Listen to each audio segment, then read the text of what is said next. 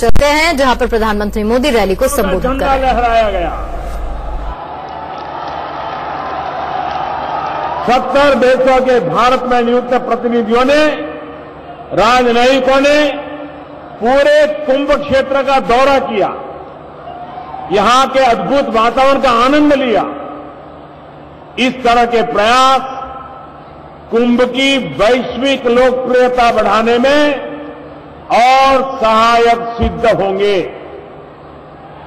साथियों, इस बार 2 महत्वपूर्ण आयोजन दुनिया के सबसे पुरातन सांस्कृतिक शहरों प्रयागराज और काशी में एक साथ हो रहे हैं। जब यहां अर्धकुंभ के लिए दुनिया जुटेगी, तब काशी में प्रवासी भारतीय दिवस के लिए दुनिया भर के भारतीय जुटने वाले हैं। जाहिर है उनका भी यहां आने का कार्यक्रम बनेगा। भाइयों और बहनों, अर्धकुंभ सिर्फ करोड़ों लोगों के एकजुट होने का ही पर्व नहीं है। यहां आने वाले करोड़ों लोगों के जरिए पूरा देश, उसमें आने वाले करोड़ों लोगों के बीच होने वाला संपर्क और संवाद हमारे देश को दिशा देता है। कुंभ में आने वाले करोड़ों लोगों के साथ ही करोड़ों विचारों का प्रवाह भी भारत को समृद्ध और सशक्त बनाता है। कुंभ का पर्व भारत और भारतीयता का सबसे बड़ा प्रमाण है। ये पर्व भाषा, भूषा और भिन्नता को खत्म कर एक होने की प्रेरणा देता है। ये पर्व हमें जोड़ता है। ये पर्व गांव और शहर को एक करता है। एक भारत श्रेष्ठ भारत की सही तस्वीर यहां दिखती है। ऐसे में हमारी जिम्मेदारी है कि यहां आने वाले हर अतिथि का हम खुद ध्यान रखें। ये आयोजन सिर्फ श्रद्धा नहीं, देश की प्रतिष्ठा का भी सवाल है।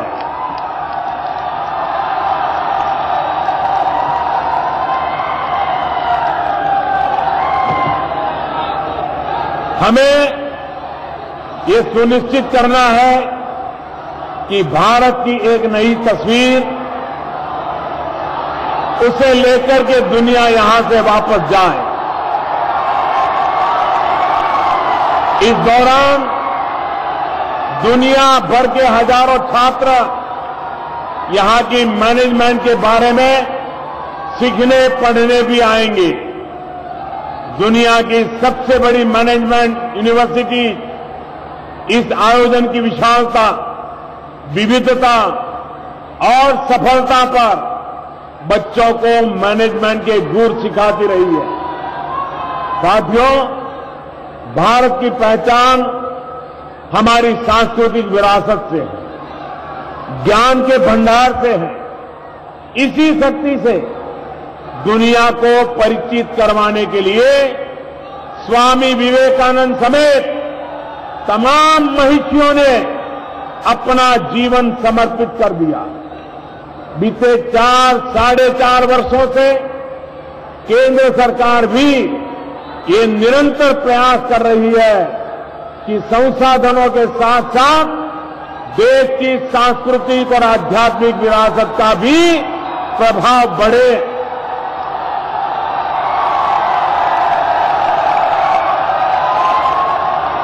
साथियों, मैं आज पवित्र प्रयागराज में आपसे और देश के लोगों से एक और अहम विषय पर बात करना चाहता हूं। प्रयागराज वो जगह है जिसे उत्तर प्रदेश में न्याय का मंदिर भी कहा जा सकता है।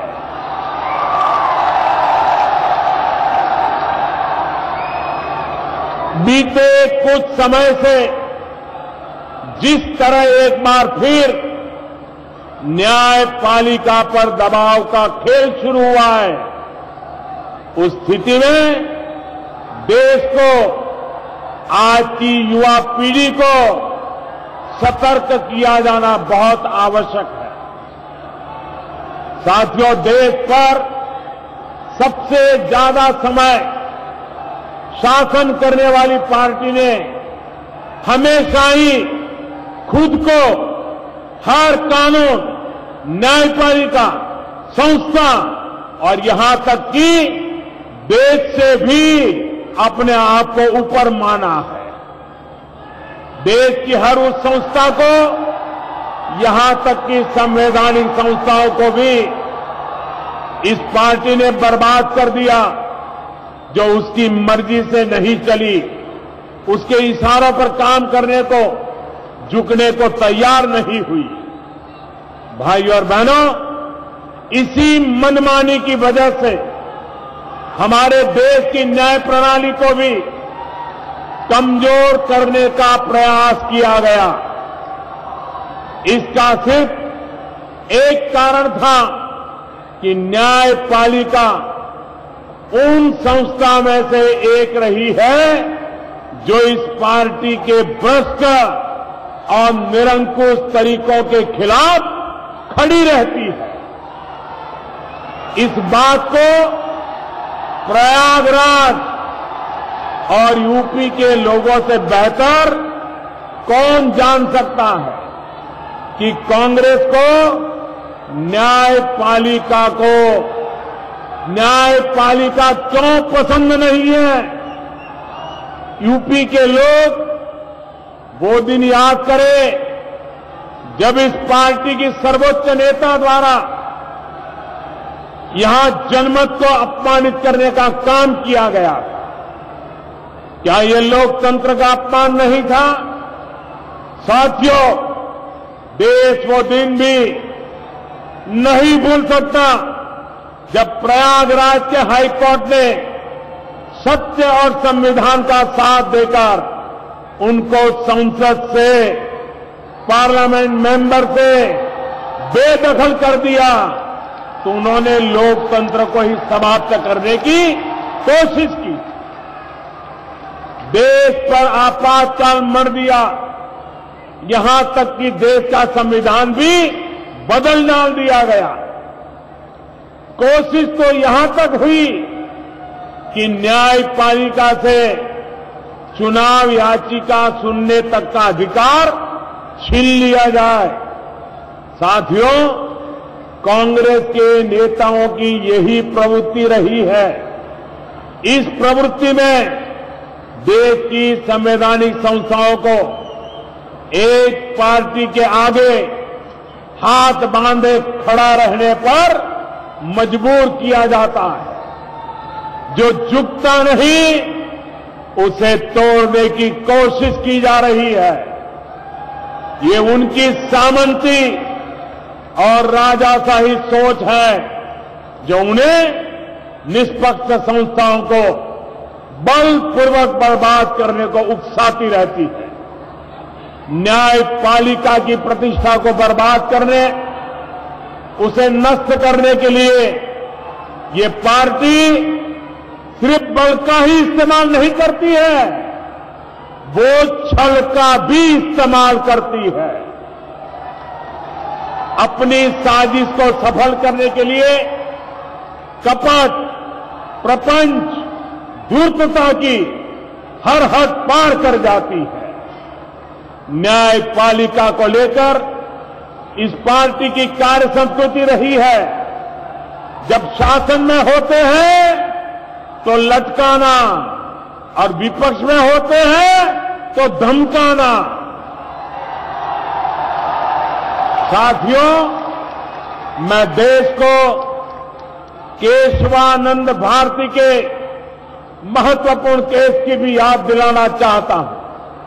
इस केस में फैसला सुनाने वाले जजों ने जब दबाव में आने से इनकार कर दिया तो वर्षों से चली आ रही न्यायिक परंपरा को ही बदल डाला गया।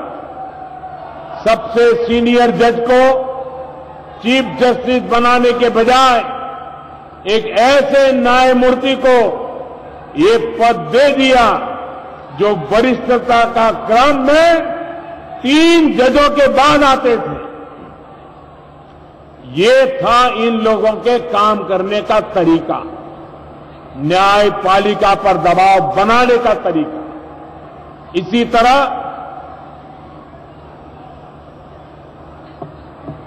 आपातकाल के फैसले पर जब जस्टिस खन्ना ने असहमति जताई तो उनके साथ भी यही किया गया। उनके भी वरिष्ठता क्रम को नजरअंदाज किया गया।